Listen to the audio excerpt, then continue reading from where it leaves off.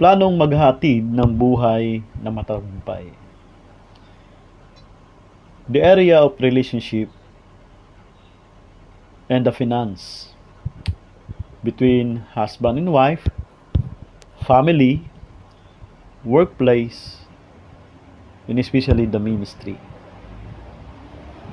Tandaan po natin that God has a purpose to our lives. So, you need wisdom para magawa ang purpose at plan ni God. So, meron po tayong key of victorious life is planning. Kailangan maging clear yung picture for planning at kailangan ding maging clear yung ideas po natin for planning. May mga katanungan po tayo na kailangan ikonsidera sa pagkakataon na ito. Una is, mayroon ka bang malinaw na gustong patunguhan sa buhay mo? At pangalawa, sa tingin mo ba ay naglalakbay ka na sa tamang direksyon papunta sa gusto mong marating? O maaring ikaw ay nasalungat na daan o maaring hindi ka umandar at nanatili ka sa isang lugar. Ang isang wise na tao ay alam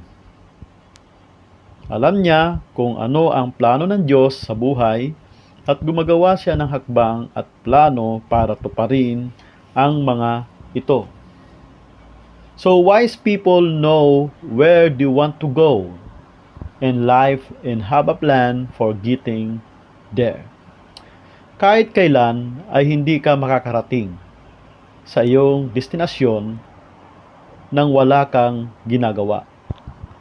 Walang nakakarating sa kanilang destinasyon ng aksidente lang. Nakakalungkot na isipin, maraming tao ang hindi nagpaplano kaya ang nangyayari, tinatanggap na lang nila kung anong dumating o kung ano ang dumating na kapahamakan sa kanilang buhay. Pag-uusapan po natin the 3 plans for building success. The 3 plans for building success. First is plan in line with God's purpose. Plan in line with God's purpose. In Proverbs chapter 3 verse 5 to 6, sabi po niya, trust in the Lord with all your heart and lend not your own understanding. In all your ways, submit to Him, and He will make your path straight. Then, in Proverbs chapter 16 verse 4, sabi niya, ginawa ng Panginoon ang bawat bagay ukol sa layunin nito, pati ang masamang tao ukol sa araw ng gulo. Sa aklat ng Romans chapter 8 verse 28, at nalalaman natin na sa lahat ng mga bagay, ang Diyos ay gumagawa sa ikakabuti ng mga umibig sa Kanya, sa kanila na mga tinawag alinsunod sa Kanyang layunin. Kapatid, kaibigan, simulan mong lumapit sa Diyos. Ipagkatiwala mo sa Kanya ang inyong mga plano. God's plan for you are better than any plans you have for yourself. So don't be afraid of God's will, even if it's different from yours. In 1 Timothy chapter 5 verse 8, sinasabi po niya, ang sinumang hindi kumakalinga sa kanyang mga kamag-anak, lalo na sa mga kabilang sa kanyang pamilya at tumalikod na sa pananampalataya at mas masama pa kaysa sa isang di mananampalataya. God will ensure my success in accordance with His plan, not mine. Nadako po tayo sa pangalawa na plans for building success. Rely on God in your planning. So kanina, napag-usapan po natin yung plan in line with God's purpose. Ngayon naman is rely on God in your planning. In Proverbs chapter 16 verse 3, sabi niya, ipagkatiwala mo kay Yahweh ang iyong mga gagawin at magtatagumpay ka sa lahat ng iyong mga layunin. In Proverbs chapter 19 verse 2, sabi niya, kapag ikaw naman ay pabigla-bigla, madali kang magkakasala. So, no prayer, no power. Little prayer, little power. Much prayer, much power. In Proverbs chapter 21 verse 5, sabi niya, ang mabuting pagbabalak ay pinapakinabangan, ngunit ang dalos-dalos na paggaway walang kahihinatnan.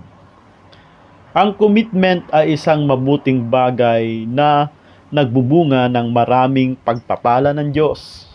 Tandaan po natin yan. So, napag-usapan po natin, yung una kanina, is plan in line with God's purpose.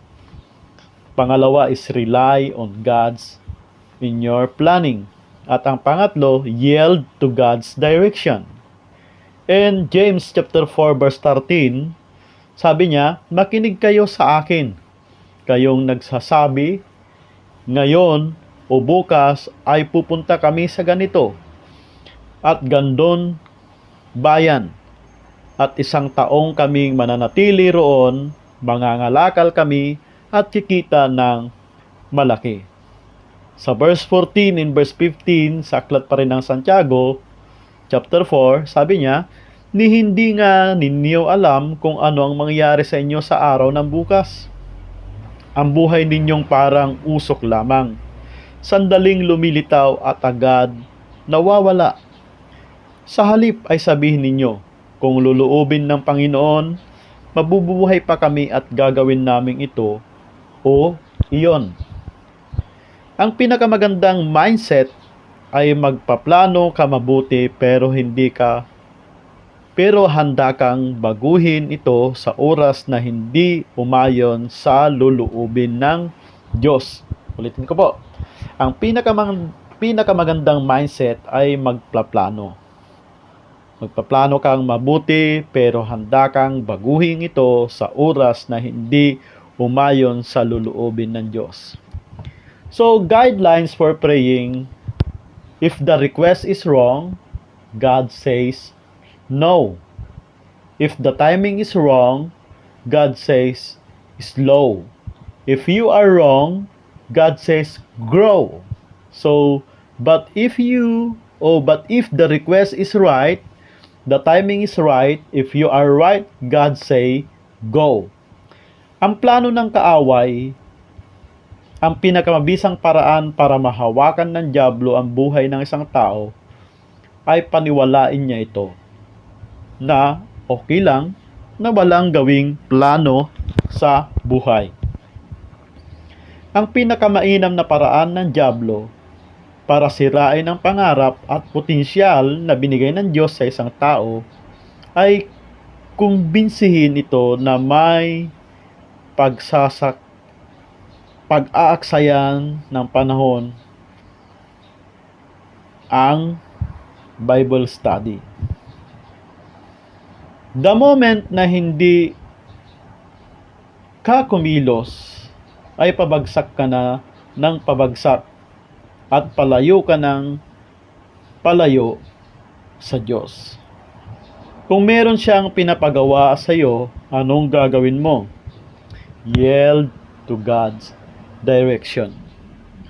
Kung ang susindin natin ay ang imperpektong nating pakiramdam at kaalaman, ay mapapahamak tayo. Kaya nga, sa isang awitin, sabi niya, Amazing grace, how sweet the sound that saved a wretch like me. I once was lost, but now I'm found. And let me close on this. We are to make a plan for the day. Pray over that plan and then proceed with that plan. When we are willing to regard the unexpected as God's intervention, we can flex with the new plan, recognizing it as God's plan. Have a blessed day sa lahat po ng mga nakikinig.